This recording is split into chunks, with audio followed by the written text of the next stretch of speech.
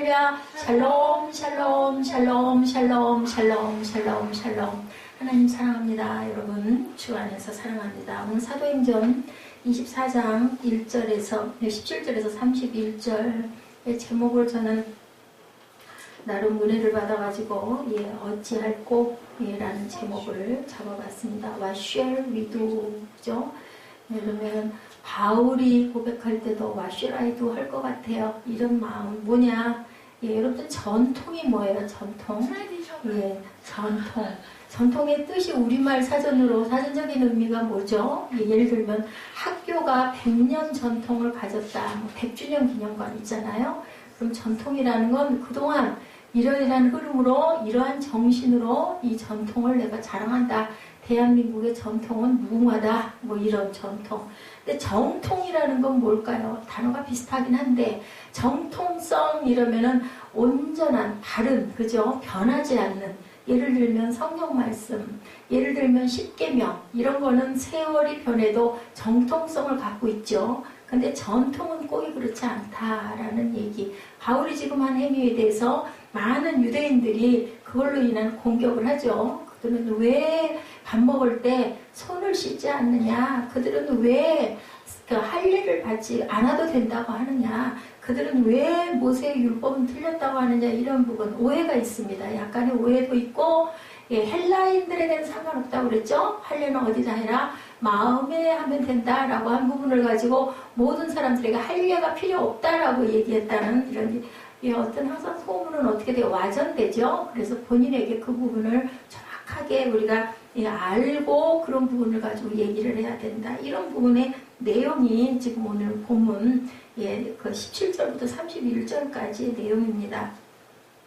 이렇게 전통은 오랜 시간 계속되어 온 가치를 인정받는 것. 그리고 정통은 어떻다고요? 온전하게 단어가 참 비슷해요. 근데 바른 부분, 절대로 변하지 않는 부분이 바로 정통이다. 정통 시대와 문화를 뛰어넘어 변하지 않고 타협할 수 없는 것. 그것이 바로 정통이고 전통이라는 건 흘러내려온 어느 하나의 역사적인 사실이다. 그런데 전통이 정통을 깨서는 안 된다. 그게 상반될 때는 뭐를 따라가야 된다? 정통성을 따라가야 된다. 전통에 매여서는 안 된다. 모세의 구약의 율법에 매여가지고 신약에도 똑같이 만약에 예배를 드린다면 어떻게 될 것인가. 그죠? 그래서 예수님께서는 뭐라 그래요? 내가 율법을 폐하러 온 것이 아니라 율법을 완성하러 왔다. 제자들에게도 급하면 물이 없으면 손을 못 씻으니까 음식을 먹지 못하는 게 아니라 음식을 먹어라. 그래서 바울이 무슨 얘기예요? 안에서 나오는 것이 더럽지 밖에서 들어가는 건 더럽지가 않다라고 얘기를 하죠. 손에 균이 있는데 어떻게 음식을 먹어? 어떻게 먹어야 될까요? 믿음으로 먹으면 되죠. 왜냐하면 못 먹으면 죽으니까. 그 시대는 음식이 엄청 귀했었던 때이기 때문에. 그리고 안식일 날도 예수님은 어떻게 했어요? 제자들이 배가 고프다고 하니까 밀리삭 손으로 비벼서 먹어라. 그건 일이다. 율법에 어긋난다. 아니다. 상관없다. 율법은 누구를 위해서 만들어진 것이다. 사람을 위해서 만들어진 것이기 때문에. 이러니까 유대인들이 볼 때는 하나님을 모독해. 지가 무슨 하나님의 아들이야. 이런 부분 때문에 결국은 십자가에 못 박혀 돌아갔는데 전통 때문에 정통이 무시돼서는 안 된다는 얘기를 오늘 계속 얘기하고 있습니다. 자, 변화지상주의는 옛것은 모두 잘못되고 전통은 틀린 것이라고 또 생각하는데 변화만을 추구하는데 그것도 또 옳지 않다. 그죠? 전통을 절대 무시할 수는 없습니다. 근데 정통과 상반될 때는 그것은 정통을 따라가야 된다라는 거죠. 자, 예수님이 유대사회에 오셨을 때 부딪힌 많은 그 도전들을 정통을 떠나 있거나 전통에 매여 있는 이러한 가치관들 때문에 이런 것으로 인한 부분이 마가복음 7장 5절에서 23절에 대표적인 사건이 나타나죠. 바리새인과 당시 율법 학자들이 손을 씻지 않고 음식을 먹는 것을 보고 그것을 가지고 그 반론을 펴는 겁니다. 바리새파 사람들과 율법 학자들이 예수께 묻죠. 왜 선생님의 제자들은 장로들이 전해준 전통을 따르지 않고 더러운 손으로 음식을 먹습니까? 예수께서 대답하시죠. 너희 위선자들에 대해 이사야가 예언한 말이 옳았다. 얘기합니다. 성경에 이렇게 기록되어 있어. 이 백성들은 입술로만 나를 공경하고 마음은 내게서 멀리 떠났다. 의식적인 게 그렇게 대단히 중요한 건 아니다. 지킬 건 지켜야 되겠지만 그것에 매여서 살아서는 안 된다. 사람의 훈계를 교리인 양 가르치고 나를 어떻게 예배한다? 헛되이 예배해서는 안 된다. 그래서 예수님이 뭐라 그래요? 그 영과 진리로 예배할 때가 온다고 얘기하죠. 영이 뭘까요? 영, 스피릿이시죠. 마음의 감동 누가 주세요? 성령께서 주시는 감동으로. 제가 단어가 조금 발음이 이상하더라도 웃지 마세요. 예, 어쩔 수가 없죠. 자, 너희가 하나님의 계명은 모르고 사람의 전통만 붙들고 있구나. 7장 8절에 증거합니다. 7장 7절에 사람의 계명으로 교훈을 삼아 가르치니 나의 헛되이 경배하는도다 하였느니라. 예, 마가복음 말씀이에요. 그리고 8절에 너희가 하나님의 계명을 버리고 사람의 전통을 지키느니라. 9절에 이르시되 너희가 너희 전통을 지키려고 하나님의 계명을 저버리는도다. 바리새인들과 율법 학자들이 이런 다툼, 손 씻는 문제 하나까지도, 그죠? 예수께서 또한 말씀하시죠? 너희는 너희만의 전통을 지킨다는 구실로 그럴듯하게 하나님의 계명을 제쳐두고 있다. 또 뭐예요? 내 부모를 공경하라 라고 뭐에 나와 있어요? 10계명에 나타나 있는데 누구든지 자기 부모를 저주하는 자는 반드시 죽을 것이라고 그랬어요. 근데 문제가 있어요. 7장 10절에 모세는 내 부모를 공경하라고 아버지나 어머니를 모욕하는 자는 죽임을 당하리라 하거나 11절에 너희는 이르되 사람이 아버지에게나 어머니에게나 말하기를 내가 드려 유익하게 할 것이고 고르반 곧 하나님께 드림이 되었다고 하기만 하면 그만이라고 하나 자기 아버지나 어머니에게 다시 아무것도 하여 드리기를 허락하지 아니하니 너희가 전한 전통으로 하나님의 말씀을 폐하며 이 같은 일을 많이 행하느니라 하시고 너희가 많은 일들을 이런 식으로 행해서는 안 된다라는 거죠. 고르반 제도가 있어요. 하나님께 드렸으니까 난 부모는 상관 안 해도 돼. 하나님께 내 걸 다 드렸잖아. 하나님 아버지니까. 이런 제도로 그 부모의 공경, 부모에게 드릴 것을 아까워서 하지 않은 자들이 이렇게 있었다라는 것을 예수님이 꼬집고 계시는 부분이에요. 자, 정통성이 남아있는 말씀 10계명이죠. 어느 시대, 어느 문화, 어느 민족에게도 동일하게 정통성이 있다. 이런 정통은 꼭 지켜야 되는 거. 전통은 변화가 돼도 상관이 없는 거. 구약시대 제사제도를 오늘 이 시대에 그대로 지켜야 된다고 가르치는 거예요. 지금 오늘 본문이 그 본문입니다. 예, 그래서 뭐라 그래요? 바울에게 너 가서 머리를 할리하고 그 비용을 다 대라 라고 얘기를 하죠. 근데 바울은 그 부분에 대해서 사실은 그럴 필요가 없어요. 헬라인들에게는 그렇게 하지 않아도 되는데 바울은 어떻게 했어요? 그걸 받아들여요. 그렇게 해줘요. 왜 그랬을까요? 예, 그들의 주장을 했다고 그렇게 정통성에 어긋나는 건 아니기 때문에 그것을 하죠. 자, 19절에도 보니까 바울이 문안하고 하나님이 자기의 사역으로 말미암아 이방 가운데 하신 일들을 누구에게 낱낱이 고해요? 야고보예요. 야고보가 여기서 누구예요? 자기 동생이에요. 동생인데 이 교회에 뭐예요? 담임이에요. 그러다 보니까 제가 이렇게 가서 사역을 이러이러하게 했습니다라고 낱낱하게 말했다고 그래요.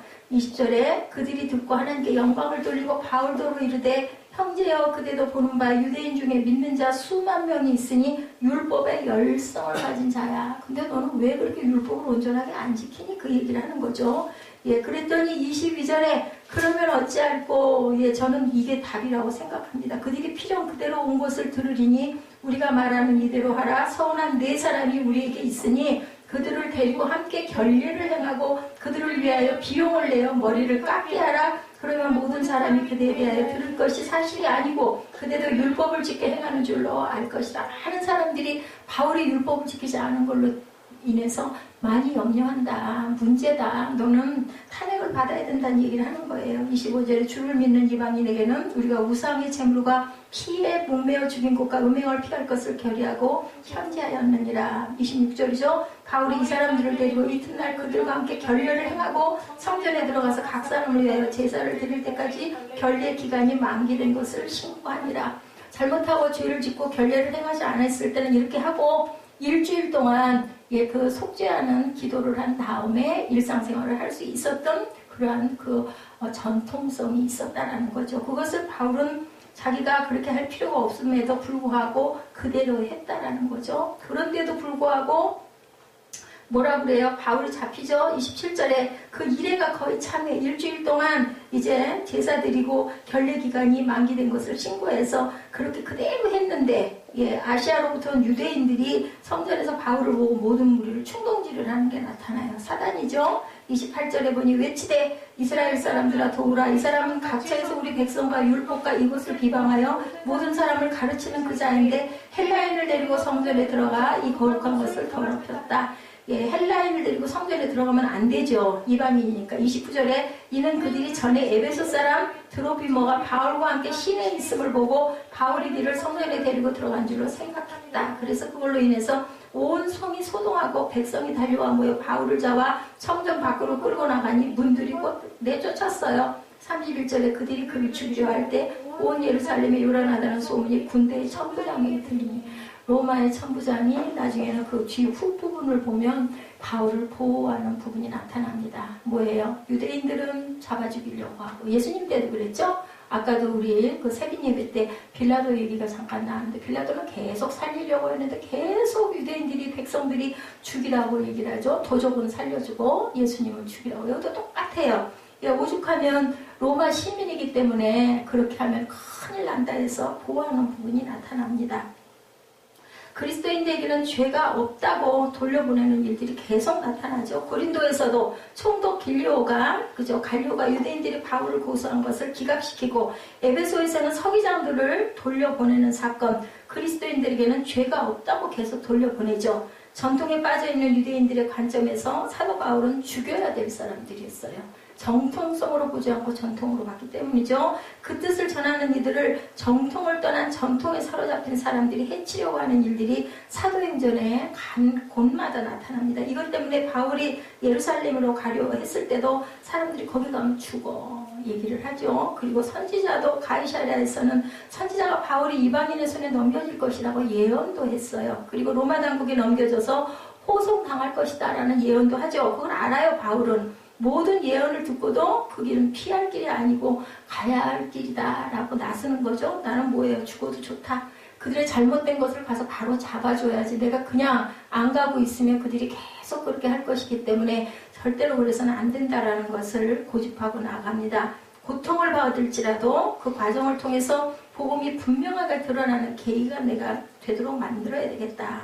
바울은 장차 예루살렘에서 어떤 고난이 기다리고 있을 줄까지도 알죠. 기도하는데 모르겠어요. 전통에 사로잡힌 유대인들이 자신을 어렵게 할 것이라는 것도 알고, 율법으로부터 생겨난 전통과 정통을 상실한 죽은 전통에 사로잡힌 사람들이 바울을 고통스럽게 할 것을 그는 분명하게 알고 있었다. 근데 그들에게는 분명한 건 복음을 나타내야 된다. 만약에 예루살렘에 바울이 가지 않았다면 사도행전은 20장에서 끝나야 돼요. 근데 가죠. 그래서 1장부터 28장까지가 이어지는 것. 그래서 예수님은 뭐 하시는 건 율법을 완성하러 오셨다. 아까도 제가 말씀드렸죠. 바울이 예루살렘에 도착했을 때 야고보와 지도자들이 환영해주는 부분이 오늘 본문에 나옵니다. 이방인들에게 복음이 전해짐으로 많은 사람들이 예수를 믿게 된 것을 통해서 예수님을 뭐 했다? 찬양했다라고 드러나 있죠. 그런데 야고보와 지도자들이 바울에게 심각한 얘기를 해주는 거예요. 그것은 예루살렘에 있는 믿는 사람이나 믿지 않는 유대인들이 바울에게 반감을 가지고 있다. 왜냐하면 율법을 안 지키니까. 맞아. 그 시대에는 율법 안 지키면 죽는 일이라고 생각을 했고, 그것으로 인하여 구약에는 제사를 드렸죠. 근데 우리 갈라디아서에서도 얘기하죠. 율법은 다 지킬 수가 없어요. 율법은 그대로 지키기만 하면 살 수 있는데 못 지키기 때문에 의인은 뭘로 살리라? 믿음으로 살리라 라고 바울이 얘기를 합니다. 믿지 않는 유대인들은 사도 바울을 뭘로 여겼을까요? 배신자로 여깁니다. 예수님을 믿지만 구약시대부터 내려오는 율법도 동일하게 존중하고 지킬 건 꼭 지키고 가야 된다. 그게 옳다라고 주장을 하는 거죠. 자, 모세를 원수처럼 여기고 있다는 오해도 바울을 핍박하는 내용 가운데 하나였습니다. 바울이 이방인들에게 모세의 율법이 폐기되었다고 전파하고 율법으로는 의롭게 될 수 없기 때문에 더 이상 율법을 지키는 일에 묶여 있을 필요가 없다고 가르쳤지만, 갈라디아서 3장 12절에 보니 율법은 믿음에서 난 것이 아니니 율법을 행하는 자는 그 가운데서 살리라 라고 나오죠. 분명하게. 우리 금요철야에 나왔던 부분이기도 합니다. 13절에 그리스도께서 우리를 위하여 저주를 받은 바 되사 율법의 저주에서 우리를 속량하셨으니 기록된 바 나무에 달린 자마다 저주 아래 있는 자다. 그 시대에는 나무에 매달린 사람은 저주받은 사람들이에요. 뭐예요? 나무에다 매달아서 십자가형을 해요. 그래서 메달을 먹고 전시를 하는 거죠. 그것을 대표적으로 누가 감당하셨어요? 예수 그리스도가 나무에 달린 자, 저주받은 자가 됩니다. 그래서 그 저주를 우리에게서 씻어주셨다는 거죠. 14절에 이는 그리스도 예수 안에서 아브라함의 복이 이방인에게 미치게 하고 우리로 하여금 믿음으로 말미암아 성령의 약속을 받게 하니라. 우리 갈라디아서도 그렇게 증거하고 있죠. 이방인들에게 복음을 전하면서 그들이 하나님의 자녀가 되고 구원받는 데 있어 유대인처럼 될 필요가 없다라고 예수께서는 바울을 통해서 가르쳐 주셨다. 그런데 사도 바울이 그 율법을 여전히 지키고 있는 사람들에게 율법을 지키지 말아라, 모세를 원수처럼 여겨라 라고 얘기한 적은 없었던 거예요. 소문이 항상 와전이 된다는 것을 우리가 여기서도 알게 되죠. 사도 바울이 모세를 버리라고 가르쳤다는 것은 거짓이시죠. 과장되고 잘못된 소문이다. 로마서 2장 28절입니다. 무릇 표면적 유대인이 아니요 표면적 육신의 할례가 아니니라. 누가 얘기해요? 바울이 지금 얘기합니다. 29절에 오직 이면적 유대인이며 할례는 마음에 할지니 영에 있고 율법 조문에 있지 아니할 것이라. 그 칭찬이 사람에게서가 아니요 하나님에게서. 하나님이 칭찬하신다. 율법을 무너뜨린 게 아니라 하나님이 모세를 통해 주신 율법이 이제 그리스도 안에서 뭐했다? 완성되어졌다라는 말씀을 증거하고 전하고 있다라는 거죠. 바울은 근데 왜 이렇게 했을까? 안 해도 되는 결례의식을 행하고 일주일씩이나 금식하면서 그 기간을 기다리고 그런데도 인해서 또 핍박을 받은 그 이유는 도대체 바울 그렇게 안 해도 되는데 왜 그 자신의 그것을 꺾고 온전한 부분을 따라가지고 다 그렇게 해서 안 돼. 이건 이례로 증거하지 않았을까? 그것은 하나의 전통이었는데 문제는 그들이 그 전통을 지켜야 구원을 받는다고 생각되는 잘못된 것인데도 불구하고 사례가 사도행전 16장에 나오죠. 사도 바울이 디모데를 전도하고 할례를 받게 하죠. 할례를 받아야 구원을 받을 수 있기 때문에 받게 한 것이 아니었었어요. 왜냐하면 디모데 어머니가 유대인이었죠. 그래서 디모데에게는 할례를 받아라. 너희들 유대인들의 전통에는 할례 받는 것이 있으니. 근데 디도는 둘 다 헬라인이었어요. 엄마 아버지가. 디도에게는 할례 받지 않아도 된다. 왜냐하면 이방인은 상관없다고 분명히 말씀하셨기 때문이죠. 사도 바울이 디모데에게 할례를 받으러 간 이유는 그 어머니, 그 유대인이었기 때문이고 복음 전도를 위해서 할례를 받으라고 한 거예요. 할례도 안 받는 자가 복음을 전하냐? 이 얘기 듣고 싶지가 않아서. 이것은 선교적이고 지혜로운 일인데 우리가 알아둬야 될 부분, 이방인에게는 정통성이 없는 전통을 지키느라 복음을 깨닫지 못하는 일이 없도록 하려고 그냥 요인을 제거하고 해준 거 따라가 주었다라는 거죠. 그리고 유대인에게는 그들 뼛속 깊이 뿌리내린 전통을 무시함으로 관계가 깨어지면 안 되니까 복음을 들어야 되니까 일단은 반감을 줄이기 위해서 따라준 거예요. 유대인들에게는 그리고 내가 모든 사람에 대해 자유로우나 스스로 모든 사람에게 종이 되겠다. 이는 내가 더 많은 사람을 구하기 위해서 얻기 위해서다라고 증거합니다. 고린도 전서 9장 19절이죠. 내가 모든 사람에게서 자유로우나 스스로 모든 사람에게 종이 된 것은 더 많은 사람을 얻고자 합니다. 20절에 보니 유대인에게 내가 유대인과 같이 된 것은 유대인들을 얻고자 하며 율법 아래에 있는 자들에게 내가 율법 아래에 있지 아니하나 율법 아래에 있는 자같이 된 것은 율법 아래에 있는 자들을 얻고자 합니다. 우리는 그렇기 때문에 시대도 생각해야 되고 그 나라의 지방색도 생각해야 되고 그 나라의 전통도 무시해서는 안 된다. 그래서 선교사들이 그 어느 나라를 파송돼서 갈 때는 그 문화를 익히죠. 그 나라의 습관, 인사할 때 예를 들면 우리는 확인 같은 것 별로 상관없이 하는데 어떤 나라는 그걸 갖다 그렇게 했다가는 큰일이 나는 경우도 있거든요. 이런 거를 알고 있어야 된다.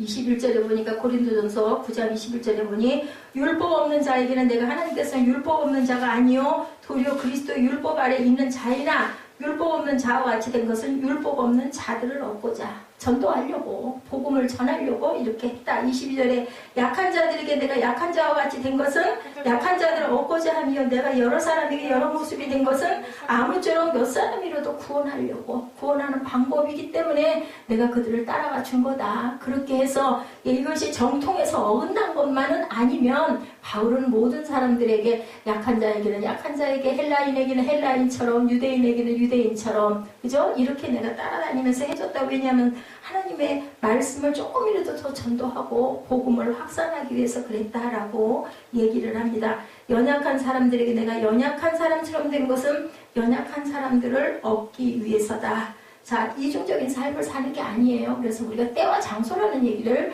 그래서 한다라는 거죠. 로마 교회에 문제가 생긴 거예요. 이방인들이 우상에게 바쳐진 음식을 나눠 먹기 위해서 갖고 왔어요. 그런데 그 음식은 우상에게 바쳐진 거. 여러분 같으면 어떻게 하시겠어요? 저도 그전에 젊은 청년 시절에는 고사 음식 갖고 오면 안 먹었어요. 고사 지는 음식을 왜 먹어? 그걸 왜 받아? 막 그랬었거든요. 예, 우리 어머니가 왔다 갔다 하신 양반이었기 때문에 고사도 드리다가 교회도 나가다가 모태신앙이었음에도 불구하고 이끌어지는 영적인 멘토가 없다 보니까 이렇게 사업을 하시니까 고사를 많이 했고 뭐 보시기도 많이 했어요. 저도 기억이 나요. 예, 그러면 그거 안 먹어요. 왜? 그러니까 제가 아브라함의 마음이 조금은 이해가 되는 거죠. 도대체 왜 우상을 만들어가지고 우상 파는 장사를 하냐고. 그러니까 오죽하면 데라 없을 때 때려 부셨다고 그러죠. 그 우상들을. 와가지고 이 녀석아 집보라고 그러니까 왜 때려 부셨어 하니까는 큰 우상이 작은 우상들을 다 죽여버렸어요. 못 가기 말을 죽여라고 얘기했다는 얘기가 아주 의미 있는 얘기입니다. 선한 의도로 예루살렘에 있는 유대인들에게 복음을 전하기 원했다. 이러한 여러 가지 오해와 과정과 추측과 편견과 잘못된 정통이 바울을 고난 속에 던져넣어서 결론은 어떻게 됐어요? 쫓겨나는 사태까지 일어난 것. 예, 오늘 말씀의 줄거리예요. 우리 조목조목 잠깐 보시고 은혜로 결단하시는 시간 갖는데요. 17절 상반절에 뭐라고 말씀합니까? 예루살렘에 이르니라는 이제 본문을 조금 보시면 이해를 조금 도울 수 있을 겁니다. 바로 그 분기점이다. 예루살렘에 이르니 바울이 이전에 안디옥의 사역을 가지고 갈 때 헬라 지역들을 전도로 다닐 때 그야말로 호응 경기를 했다. 왜냐면 그때는 모든 사람들이 바울을 막 추앙했고 따랐고 막 연보를 걷어가지고 막 전달하죠. 그런 일이 있었기 때문에 그는 예루살렘에 이르렀을 때는 여기서는 어떻게 했어요? 이제부터는 어디에 홈 경기가 아니라 어웨이 경기. 우리 홈그라운드라고 얘기하죠. 홈그라운드에서 너무 편하죠. 많은 사람들이 막 동의해주고 박수 쳐주고 열광해주고 그래서 막 마음껏 경기를 할 수가 있는데 어웨이 경기를 하면 어떻게 돼요? 모든 사람들이 다 박수 안 쳐요. 그 자국 나라 사람들 응원하지. 이런 상황이 됐다. 예루살렘 교회가 있기는 했지만 그 교회의 주축을 이루고 있는 본토박의 유대인 출신 교인들은 그가 지금까지 교제해왔던 디아스포라 유대인과 이방인 출신의 교인들과는 분위기가 다른 거예요. 율법주의 그리고 바울을 굉장히 못마땅하게 생각하는 그런 적지 가운데 들어와 있는 것과 다름이 없는 상황이다. 오늘 이 상황이. 그렇다고 해서 바울이 복음 전파 사역에 있어서 나약해진 것은 아닌데 전술을 바꿨다. 아까 제가 증거해드렸죠? 여러분들에게 그렇게 했다라는 거죠. 복음 전파 사역에 끝까지 충성하기 위한 그런 그 방법이었다. 자, 교회들 사이에 오해나 갈등이 있을 때 우리는 양보할 줄 알아야 된다. 왜 그렇게 해서 전체가 화합할 수 있다면 우리가 하나님의 말씀에서 위법된 것만 아니면 따라가라. 뭐 이단 같으면 안 되죠. 하나님 말씀을 거꾸로 하거나 이러면 절대로 따라갈 수 없지만 이렇게 바울이 결례의식 행해달라. 우리는 유대인이기 때문에 정통성을 따라가야 된다. 할 때는 그냥 그래 내가 따라가 줄게. 나는 별 필요 없지만 이렇게 바울은 했다라는 거죠. 그래서 17절부터 21절까지의 말씀에서 보니 예루살렘에 도착한 사도 바울 일행은 교회와 성도들로부터 기꺼이 영접을 받게 되었는데 헬라 지역의 교회들이 그 모아서 바울 편으로 보낸 구제헌금은 이미 그때 전달이 됐어요. 거기에. 하지만 공식적인 환영 뒤에는 베일에 가려진 긴장이 있었다. 그 이튿날 그죠? 사도 바울과 예루살렘 교회 당 회원들 사이에 진행되었던 비공식적인 회담에서 나타내게 된 그 자리에 바울은 하나님의 자기의 봉사로 말미암아 이방 가운데 하신 일을 보고하죠. 누구에게? 야고보에게. 야고보가 동생이라고 얘기했죠. 예수님 동생 야고보. 그가 그런 특별 보호를 했던 이유는 예루살렘 교회 내에 있는 골수 유대인 교인들이 이방인 선교에 대하여 어떤 불신이나 의구심을 갖지 않게 하려고 낱낱이 보고를 하는 부분이 나타났어요. 그러니까 바울이 나름대로 굉장히 신경을 썼다는 것을 우리가 알 수 있습니다.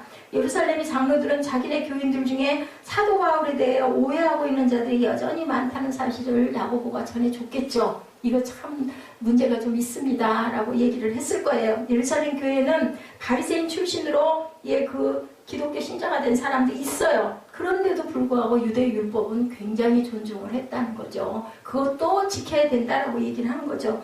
바로 그들 사이에서 바울이 이방인 전도 활동에 대한 헛소문들이 파다하게 퍼진 것, 사도행전 15장에 예루살렘 교회가 이방인 기독신자와 유대인 기독신자 간의 갈등과 차이를 해결하기 위해서 총회로 모이고 결정사항을 이방 교회들에게 통보해 준 적이 있었어요. 그것은 이방인 출신 성도들에게 할례를 강요하지 않고 바로 본문 25절에 다시 밝히고 있는 4가지 중요한 사항만 지키도록 권하는 것들이 나타나죠. 그 후에도 예루살렘 교회 교인들 중 일부는 율법에 열심히 있는 자들은 바울에게 여전히 오해를 하고 있었다. 자, 즉 그들 사이에서는 바울이 이러한 예루살렘 공의의 결정사항을 넘어서서 디아스포라 유대인 즉 이방에 있는 유대인들까지도 할례를 받지 못하게 하고 율법을 지키지 말라고 가르친 소문, 그건 정확한 사실이 아닌데 이렇게 하는 부분들이죠. 그래서 22절에부터 26절에 우리가 함께 봅니다. 어찌할꼬 저희가 필연 그대에 온 것을 들으리니 우리의 말하는 이대로 하라. 서원한 4사람이 우리에게 있으니 저희를 데리고 함께 결례를 행하고 저희를 위하여 비용을 내어 머리를 깎게 하라. 그러면 모든 사람이 그대에게 대하여 들은 것이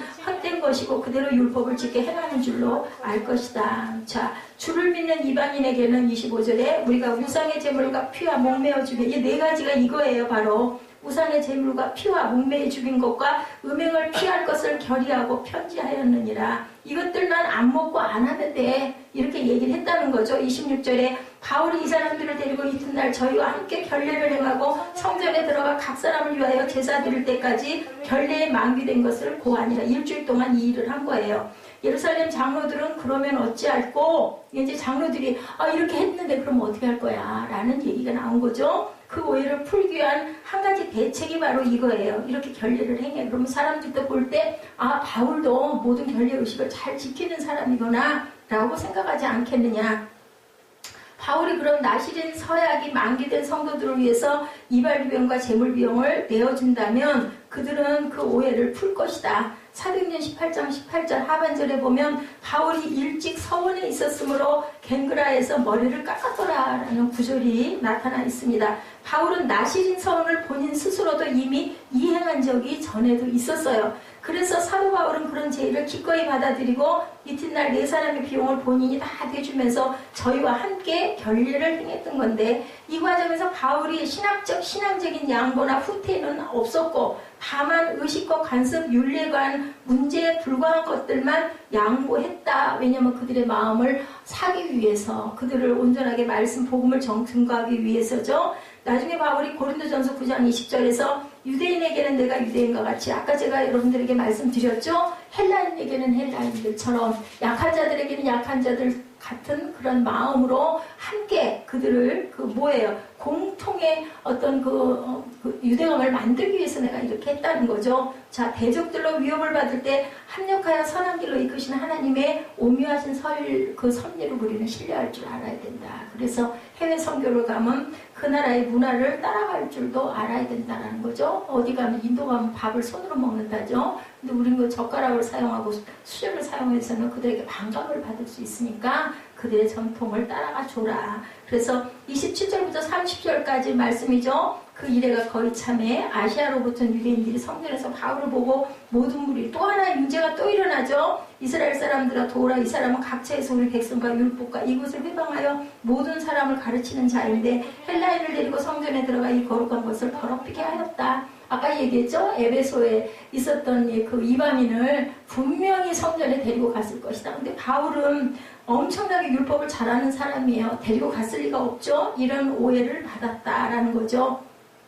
아시아에서 온 유대인들이에요. 이 사람들은 또 바울이 아시아에서 행했던 전도 사역을 잘 알고 있었기 때문에 자, 첫째 고발 목적은 그들이 아시아에서 보았던 바울은 우리 백성과 율법과 이것을 회방하여 모든 사람을 가르치는 자다 그리고 헬라인을 데리고 성전에 들어갔다라는 거죠. 그 헬라인이란 드로비모라는 사람인데 에베소 교회에서 보낸 구제 헌금을 가지고 바울과 함께 예루살렘에 동행했던 성도였었어요. 근데 그걸 가지고 트집을 잡는 거죠. 예수님이 뭐라고요? 이방인들과 함께 식사하는 거 보고 막 그죠? 이방인들과 왜 식사하냐고 난리치고 베드로가 그죠? 함께 그들과 밥 먹다가 뭐 해요? 그 유대인들 보면 슬그머니 도망가고 거기에 바나바도 함께 합류하죠. 그걸로 인해서 바울이 야단을 치는 부분을 우리가 봐서 압니다. 이런 것과 똑같은 일이에요. 이방인 뜰과 유대인의 뜰 사이에 담이 있어요. 우리 보면 성소에 보면 거기에는 안뜰로 들어오는 이방인은 죽임을 당할 것이다 라고 써져 있거든요. 그래서 절대로 안뜰에 이방인은 들어가면 안 되는 거예요. 이거는 뭐예요? 율법이에요. 율법. 예, 그리고 바울이 그것을 안 지켰을 리가 없다는 거죠. 그런데도 그들은 막 그것을 선동을 합니다. 그래서 보면 31절에서 36절에 조금 뒷부분이기는 하지만 우리가 함께 보면 해석이 됩니다. 저희가 그를 죽이려 할 때 온 예루살렘에 소란하다는 소문이 군대의 천부장에게 들리며 저와 급히 군사들과 백부장을 거느리고 달려내려가니 저희가 천부장과 군사들을 보고 바울 치기를 그치는지라. 이에 천부장이 가까이 가서 바울을 잡아 두 쇠사슬로 결박하라 명하고 누구며 무슨 일을 하였느냐 물으니 무리 가운데 어떤 이는 이 말로 어떤 이는 저 말로 부르짖거늘 천부장이 소동을 인하여 그 실상을 알 수 없어 그를 영문 안으로 데리고 가며 명하니라. 바울이 총대에 이를 때에 무리의 포용을 인하여 군사들에게 들려가니 이는 백성의 무리가 그를 없이하고자 외치며 따라갑니다. 예, 여기서 보호하는 부분들이 나타나죠. 유대인들이 막 바울을 죽이려 할 때 천부장과 군사들이 나타나요. 그래서 바울 치는 것을 그치게 했다라는 거죠. 예, 바울을 잡아라. 33절에 천부장이 바울을 잡아라고 한 것은 똑같은 얘기가 아니에요. 바울 잡아 죽이려고 하는 걸 천부장은 바울을 잡아서 그를 보호했다라는 부분. 자, 로마 군대의 병영 안으로 데리고 가서 피하게 했다. 자, 여기서 들려갔다라는 말이 뭐냐면 무리의 포용으로 해서 군사들에게 들려가게 되었다라고 나오는데 공중에 높이 들려서 오죽하면 사람들을 위로 들어서 옮겨가지고 그들의 영 안으로 데리고 갔다. 그를 없이 하자 당장 죽이자고 외치고 선동을 했던 부분. 사람이 그냥 거기에 붙들리면 그냥 그죠? 법은 멀고 주먹은 가깝다고 그러죠. 이렇게 생기게 생겼으니까 바울이 보호를 받은 게 참 다행인 게 그가 로마 시민이었기 때문에 함부로 하면 안 되거든요. 그래서 로마에까지 가야 되는 부분이 있었기 때문에 바울은 보호를 받았다. 예수님을 십자가에 못 박아 죽였던 로마 군병들이 이제는 그 예수님의 복음을 전하는 바울을 자기네들의 몸을 방패로 삼아서 그를 보호해주는 장면이 나타나죠. 하나님의 섭리입니다. 그리고 결국은 바울을 당장 잡아 죽이려는 원수들의 살기가 하늘을 찌를 듯한 상황에 하나님께서는 오히려 그들을 사용하셔서 로마 군대 보호하에 두고 결국은 어디까지 가요? 돈 한 푼 안 들이고 로마까지 가죠. 그리고 높은 사람들을 아주 당당하게 복음을 증거할 수 있게 새 집이 마련되고 2년 동안 많은 사람들이 바울을 찾아오죠. 신기하기도 하고 신비하기도 하고 어느 정도 동의가 되기도 하고 은혜가 되다 보니까 바울은 가만히 앉아가지고 하나님의 말씀을 증거하는 사역을 할 수 있도록 하나님께서 역사하시는 부분이 나타납니다. 사람이 아무것도 할 수 없는 최악의 상황이야말로 하나님께서 일할 수 있는 시간이라는 것을 저와 여러분들이 아셔야 되고, 아까 어떤 분이 그 기도 제목 가운데 그런 말씀이 있었는데, 먼저 근심하지 않게 하게 해 주옵소서. 그게 하나님의 마음이에요. 예수님의 마음이고, 제가 우리 아이들이 세린 예배도 그렇고 우리 찬양할 때도 그렇고 전혀 말을 안 듣죠. 고개 숙이고 하나는 자고 있고 뒤에서는 머리를 산발을 하고 푹 엎드려 갖고 있는 모습이 정말 은혜가 아니에요. 그걸 보면서 한편으로 안타깝기도 하고 한편으로 조금 화가 나기도 하고 속상하기도 하는데 마음에서 성령의 음성이 들리더라고요. 너는 어떠니? 그죠? 맞아요. 하나님이 보시기에 제가 우리 아이를 보면서 안타까워하는 것 이상으로 하나님은 얼마나 이 한나를 보고 안타까워하실까는 정말 그렇게 모르겠니? 쟤네들은 10년 전밖에 안 살았지만 너는 그렇게 오랜 세월을 살면서도 내 뜻을 모르겠니? 정말 안타깝구나. 정말 염려스럽구나 라는 마음을 하나님께서 주시더라고요. 제가 그 마음으로 마음을 재웠습니다. 억지로 되는 일은 없어요. 내가 애쓰고 노력하는 건 세상에 살고 있는 동안 할 수 있는 만큼은 하되 나머지는 하나님께 맡겨야 된다는, 걱정 근심한다고 키가 한 자나 더해지는 사람은 아무것도 없다는 거죠.